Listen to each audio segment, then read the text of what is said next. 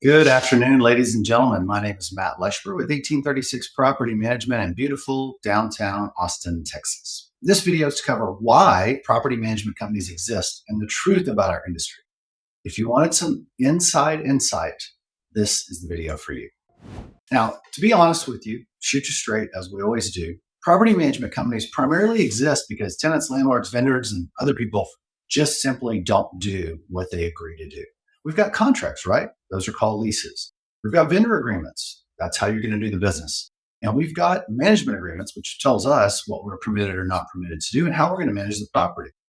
Somehow, even with all that paperwork that no one wants to read or sign, people still don't deliver on the promises. Thus, you end up in court, dealing with attorneys, or losing time and money. Property management companies also exist because no one wants another full time job. The tasks include things like being the conduit between tenants and vendors. Who wants to try to deal with a tenant schedule and a vendor schedule when, oh, I'll give you a 6 to 8 hour window to deliver an appliance? It's going to be madness. That's what you're paying someone to do for $100 or $200 a month, is to get time back on your side so you can focus on what you make money at and quality time with your family. Handling accounting and legal compliance and all those things in an ever-changing environment is also an absolute nightmare. So if you don't have professionals dialed in for every one of those segments, you're going to be chasing your tail when it's tax time or when something goes awry.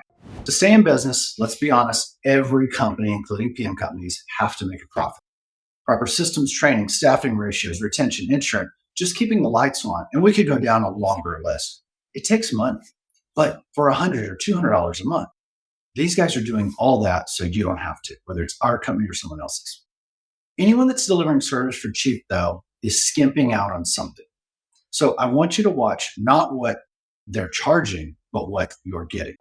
Not one landlord has ever called our company in 17 plus years and said, what do you get me in the way of return on investment? What does it matter if a company charges you $1 million if they give you $2 million in return?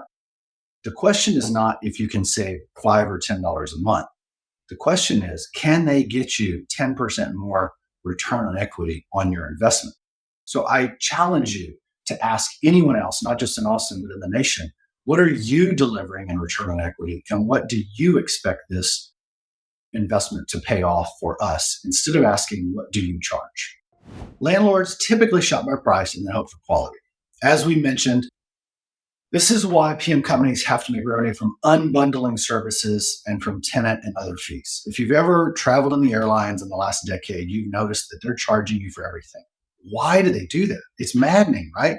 Even hotels have recently had legislative action against them so that they include all the fees in their advertised price. Well, the reason they do it is because consumers don't shop by an all-inclusive price. They shop by cheap.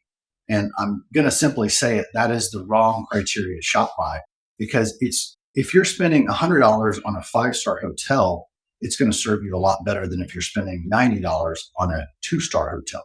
This is like asking the worst person in your life to care for the largest investment you'll ever have and thinking nothing is going to go wrong if you shop for the cheapest provider. We don't ever think that you should overpay, but you should really focus on what you're getting in return, not just the $5 or $10 that you could be saving. Believe it or not, we spend the vast majority of our time as property managers dealing with a few unreasonable landlords out of hundreds. Those landlords or those tenants cause more trouble than everyone else combined. But the landlords are really the more difficult. The reason that property management companies tolerate those difficult landlords, which is 1%, is because they're so competitive with each other that they have to kind of accept what they can get at sometimes. If you can find a quality provider, what you're going to find is that they say no to more clients than they say yes to, because they only want to accept a client that they can make successful. Just this week, which is January of 24, we had a client that we signed up and they said that they wanted to start a little bit above market price. Well, that's fine. We can test it for a week or two, but the PM has the authority to set price because we have our finger on the pulse of the market, and we're in this with you. Once we got them onboarded, we found out that even though the home should rent for about $3,000, they wanted to list it for $5,000, and they were willing to sit vacant for months to do so. The math on this is simply wrong. This is not going to help you protect your investment. It's going to make life worse. You want your home occupied and cared for. When something goes wrong, when there's a water leak, if there's a resident there, they will report it. That house is vacant for 4 months. You're not only using more money than you would have ever gained in the net between the two numbers, but the house is vacant where neighborhood kids can break into it, where things can go wrong, and you'll never know. So, that small group, we spend our days on trying to get them to price their homes correctly, as we just managed, maintain their homes properly, and to let their PM handle the entire process without micromanaging. This is not about us wanting control. This is about us wanting to deliver the best service to everybody. If we have the owners micromanaging the application process, just this week alone, I've got another good story for you. We had an owner that called in and said they wanted to hire us, but they wanted to meet and select the tenant, and they wanted to give us a profile of who they wanted into the property. I asked my staff to send them a link by email to the federal law that said that that was illegal. You cannot do those things, even though people want to do them. So we've got to work together to keep you guys out of hot water and to keep your property performing.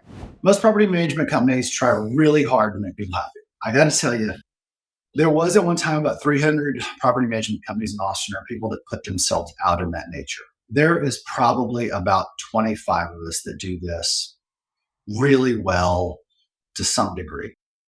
Of those 25, I've got to tell you, even the ones that I strongly disagree with try really hard. They're good people. They manage a lot of money and they never lose a dime. So if you're shopping around and you want to vilify property managers, just keep in mind that the reason that PMs are villains is because every decision they make causes someone else to take responsibility or spend money. And no one likes that person.